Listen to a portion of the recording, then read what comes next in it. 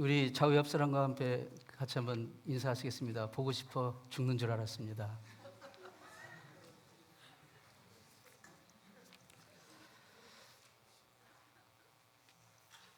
하나님을 찬양합시다.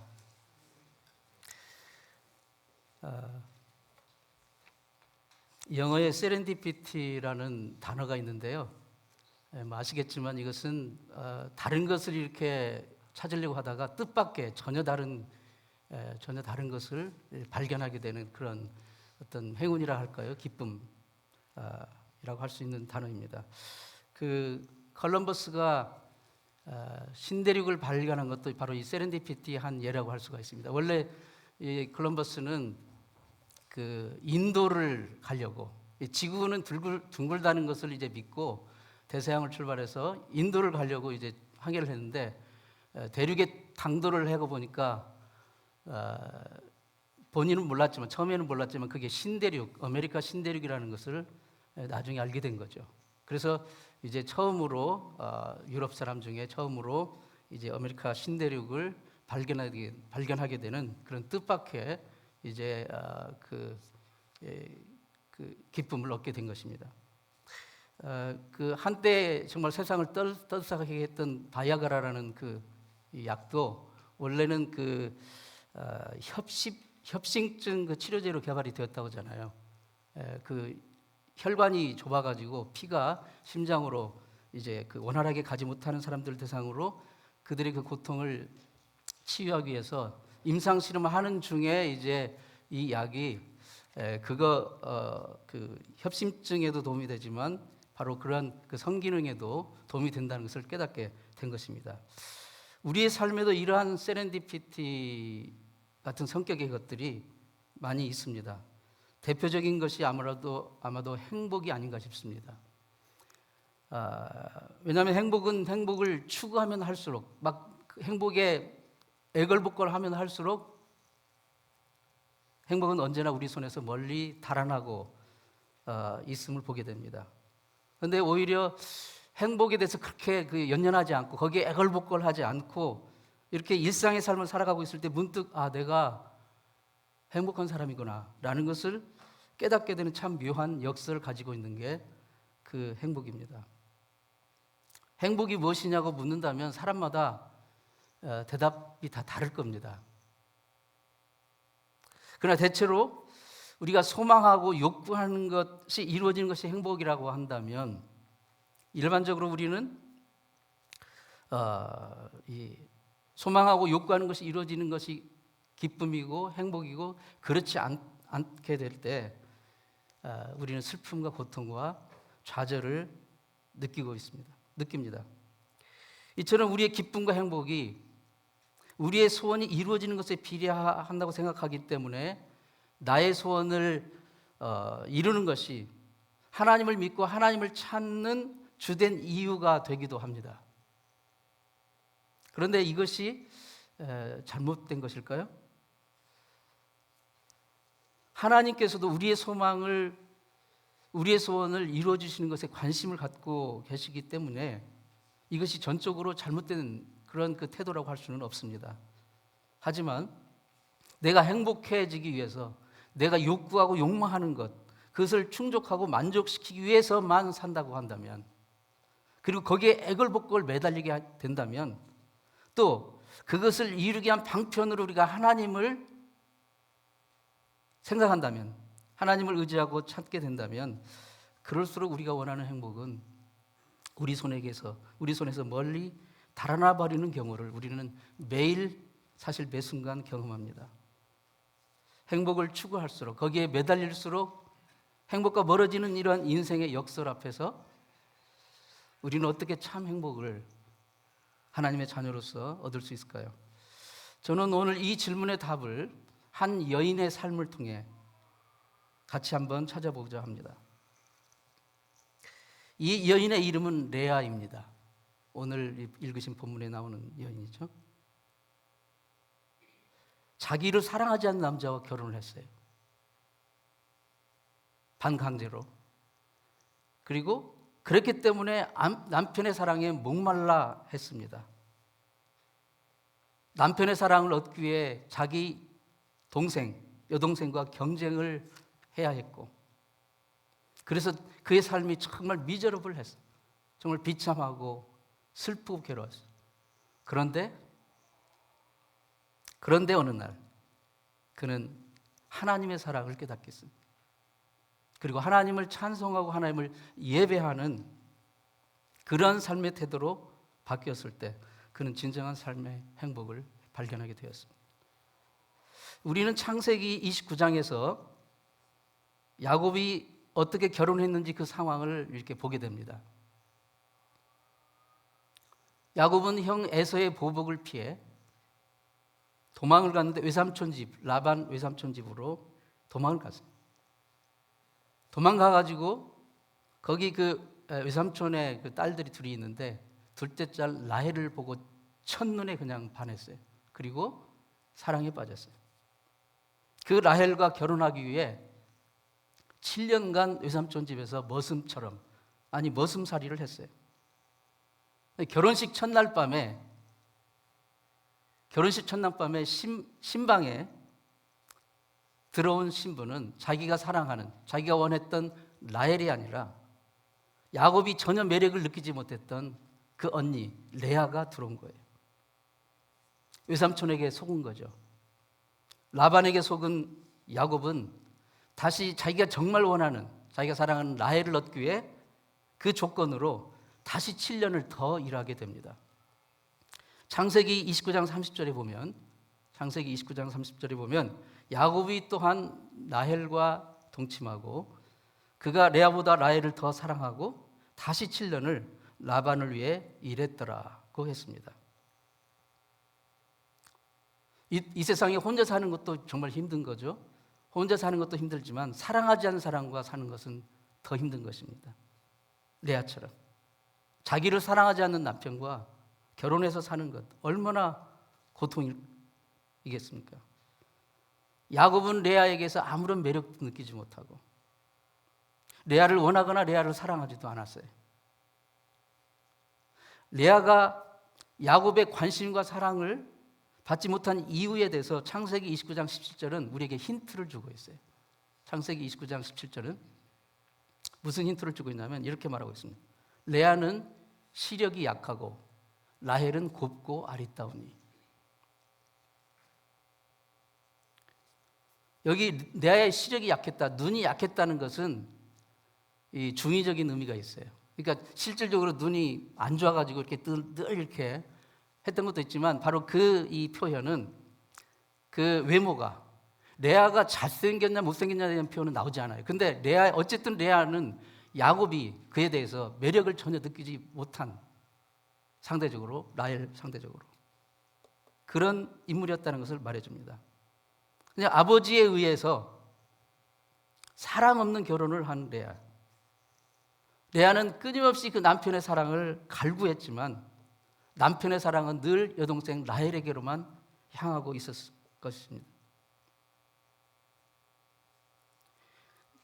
레아는 남편이 그 라헬을 향해 가졌던 그 사랑을 조금이라도 자기에게 나눠 가지기를 얼마나 원했을까요? 그러나 남편은 레아의 이 상한 마음, 이 외로운 마음에 아무런 관심도 기울이지 않았습니다. 그런데 남편은 비록 그랬을지라도 그의 레아의 고통과 아픔을 보고 있는 사람이 있었어요. 보고 있는 분이 있었어요. 32절에 보면 레아가 임신하여 아들을 낳고 그 이름을 르우벤이라 하여 가로되 여호와께서 나의 괴로움을 건고하셨으니 이제는 내 남편이 나를 사랑하리로다 하였더라. 여기서 첫째 아들을 낳고 이름을 르우벤이라 합니다. 르우벤이라는 이름은 하나님이 나의 고통을 보셨다라는 뜻이에요. 레아가 아들을 낳았을 때 남편은 비록 자기를 무시하고 외면하고 사랑하지 않지만 하나님께서 자기가 남편에게 사랑받지 못하는 것을 보셨다는 것, 하나님이 자기를 긍휼히 여기신다는 것을 보았던 거예요. 깨달았던 거예요. 여기서 우리는 하나님의 성품 하나를 발견하게 됩니다. 레아의 그 고통스러운 삶의 현장 가운데서 하나님이 어떤 분으로 보여주시느냐, 하나님의 성품이 나옵니다. 하나님은 물이 낮은 그릇으로 흐르듯이 하나님의 마음은 소외되고 고통받는 사람들에게로 향하십니다. 하나님은 레아의 아픔을 보셨고 아셨습니다. 마치 친정아버지가 시집간 딸이 정말 고독하고 슬프고 괴로운 그 딸을 위로하면서 그러한 마음으로 하나님께서는 레아를 향하여 그를 보시고 그의 태를 여시고 아들을 잉태케 하셨습니다. 여인이 시집가서 그 가문을 위해 아들을 낳아주는 것이 봉건시대는 얼마나 중요한 일인지 옛날 우리 한국 어머니들은 너무나도 잘 아십니다. 아들을 낳지 않으면 시댁에서 구박을 당하고 심지어 다시 쫓겨나는 그런 일이 있어도 아무 말도 못했어요. 그 가문을 계승할 아들을 낳아주는 것이 여인의 의무였기 때문에 옛날 성경시대 히브리 문화에도 그랬습니다. 그렇기 때문에 레아는 아들을 낳았을 때 얼마나 마음이 터질 듯이 기쁘고 자랑스러웠을까요? 레아는 하나님이 자기의 외로운 처지를 아시고 아들을 주셨다면 남편 야곱의 마음도 하나님이 열게 해주실 것이다 라고 믿는 마음으로 르우벤이라 진 거예요. 이런 상상을 한번 해볼 수 있을 것입니다. 만일 레아가 우리 한국 사람처럼 새벽 기도를 했다면 그의 기도 제목은 오로지 남편의 마음을 열어달라고, 자기를 사랑하게 해달라고 간절히 기도했을 거예요. 하지만 현실은 레아의 이 기도와 기대와 달랐습니다. 야곱은 여전히 레아에게 마음을 주지 않습니다. 이것을 레아가 둘째 아들을 낳고 한 말에서도 알 수 있습니다. 여호와께서 내가 사랑받지 못하는 것을 보시고 또 아들을 주셨다. 그렇게 고백을 했어요. 그리고 셋째 아들을 낳았을 때도 그녀는 남편의 사랑이 자기로 향하리라는 그 간절한 기대를 그 이름에 담아서 버리지 않고 이름에 담아서 표현했어요. 남편에게 아들 셋이나 낳아주었으니 이제는 남편의 마음이 나에게로 오겠지. 레위. 그 레위라는 이름의 뜻은 연합, 둘이 하나가 되다. 남편의 마음이 나에게 와서 하나가 된다라는 그런 뜻을 담고 있어요. 이 레위가 나중에 이스라엘 12지파 중에서 제사장의 직임을 맡게 되는 레위 족속의 조상이 된 것입니다. 이 세 아들들에게 주어진 그 이름들, 르우벤, 시므온, 레위, 이 세 아들들에게 레아가 지어진 이름들이 뭘 말해주느냐? 레아가 얼마나 남편의 사랑을 받기를 갈구했는지, 또 번번이 좌절되는 그 소원 앞에서 얼마나 비통한 비참한 삶을 살아야 했는지를 역설적으로 보여준 것입니다. 레아는 전혀 행복하지 못했습니다.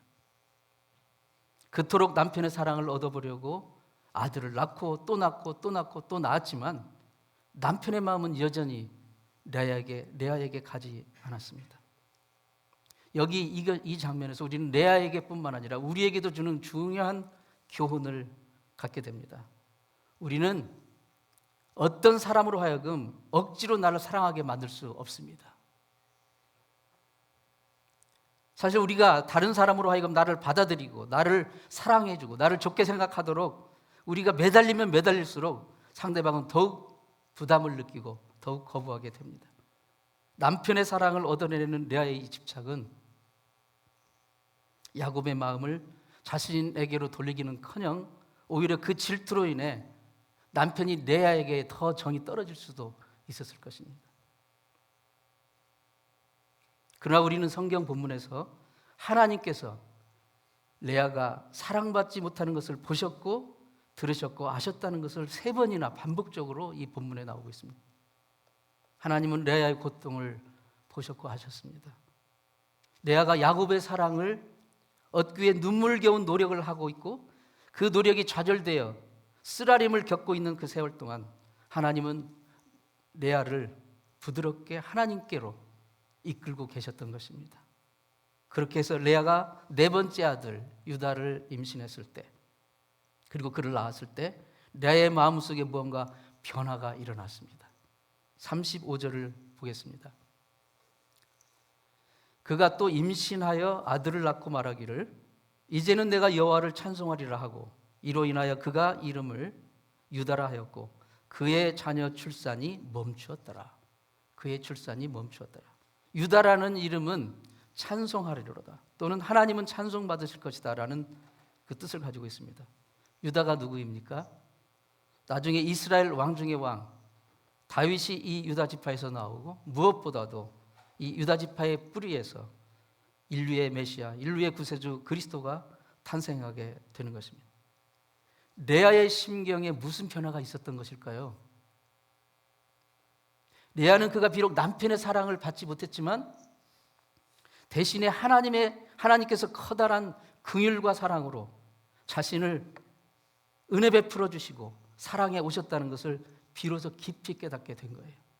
이전에는 여전히 남편의 사랑을 갈구하는 자의 자리에 있었지만 이제는 레아는 자기의 욕구를 충족시키는 것에 벗어나 하나님을 찬송하는 자, 하나님을 예배하는 자, 누구보다도 자기를 사랑하시고 긍휼히 여겨주시는 그 하나님을 발견하고 그 하나님의 사랑을 발견하고 그 하나님을 찬송하고 예배하는 자가 되었다는 것입니다.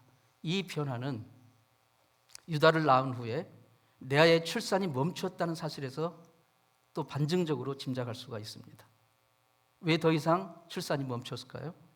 그 이전에는 레아는 야곱의 사랑만을 얻기 위해서 자식을 낳은 거예요. 야곱의 사랑을 받기 위해서 임신을 원했던 거예요. 그러나 그 남편의 사랑을 갈구하다가 발견한 것은 오직 상처뿐이에요. 거절뿐이에요. 고통뿐이었습니다. 아무리 아들을 낳고 낳아줘도 그것이 남편의 마음을 얻지 못하고 그것이 레아에게 진정한 만족과 행복을 주지 못했다는 것을 깨닫고, 그런 상황 가운데서 여전히 그를 사랑하시고 긍휼히 여겨주시는 그 하나님의 사랑, 아들을 낳기 위한 목적 없는 사랑 없는 그 결합이 무의미하다는 것을 깨닫게 된 것입니다. 분명한 것은 레아는 하나님을 예배하는 자, 하나님을 찬양하는 자가 되면서 더 이상 출산을 통해 남편의 사랑을 얻겠다는 의도적인 노력을 내려놓게 된 것이에요. 이제는 내가 여호와를 찬송하리로다. 그게 유다의 이름이에요. 레아가 남편의 사랑이 아니라 하나님 안에서 진정한 인생의 만족, 기쁨, 그것을 발견하게 되자 하나님은 그 인생이, 그 상황이 그녀에게 가져다 준 정말 질투와 불안정과 상처와 고통, 그것을 하나씩 하나씩 걷어가기 시작하셨습니다. 이제 진정한 내면의 아름다움이 레아 안에서 자라기 시작했고 레아는 평안을 누리는 여자가 되었습니다. 사랑하는 성도 여러분, 삶이 힘드십니까?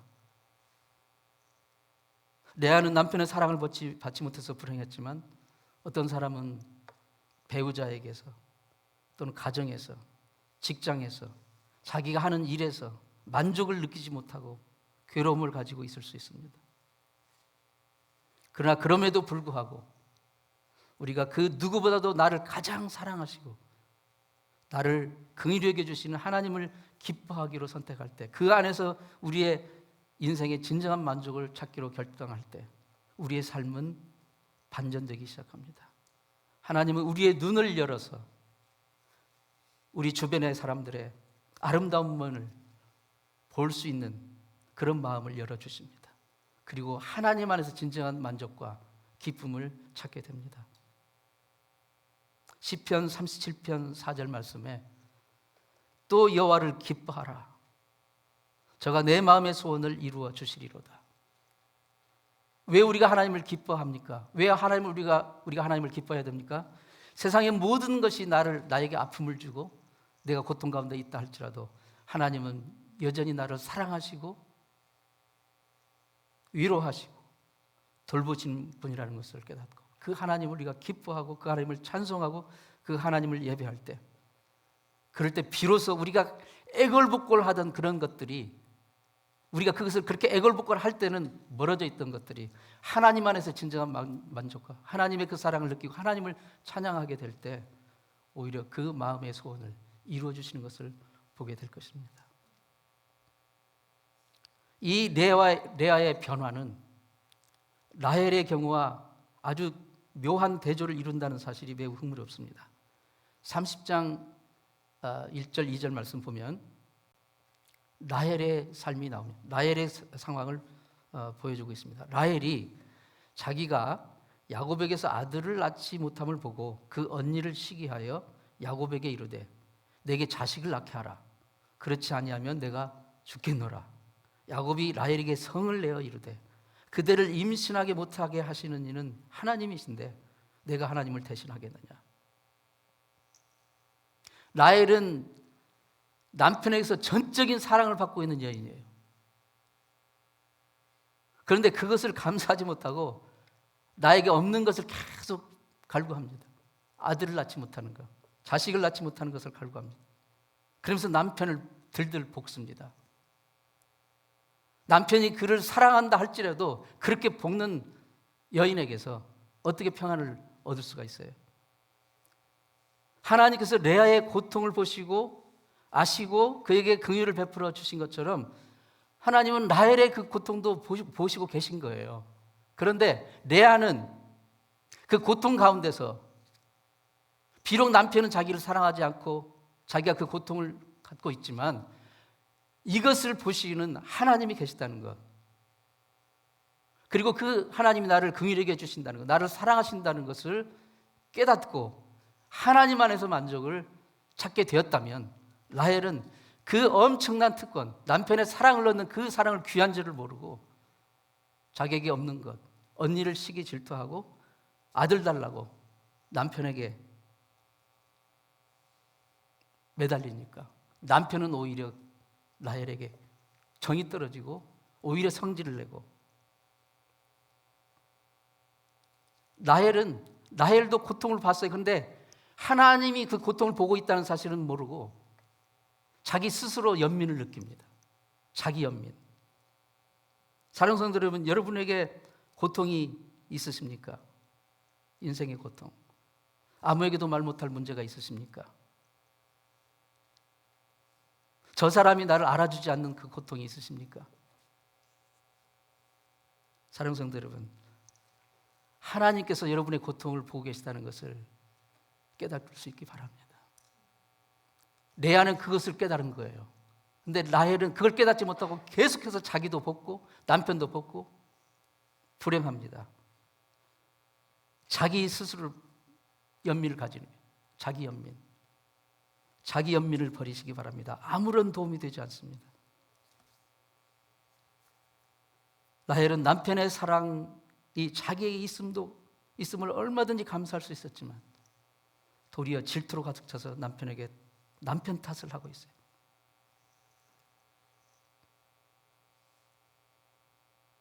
라헬의 질투는 멈추지 않았고 라헬은 하나님을 기다리기보다는 자신의 인간적인 방법으로 아이를 얻습니다. 여종을 야곱에게 줘서 자기 대신 아들을 얻게 한 것입니다. 오로지 언니를 이기겠다는 그 질투와 경쟁심, 그것으로 라헬 자신의 삶은 비록 남편의 사랑을 받고 있지만 지쳐가고 있고 지옥처럼 되어 버렸던 것입니다.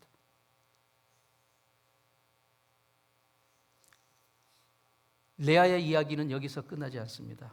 세월이 흘러서 노년이 되었어요. 야곱이 죽을 날이 되었습니다.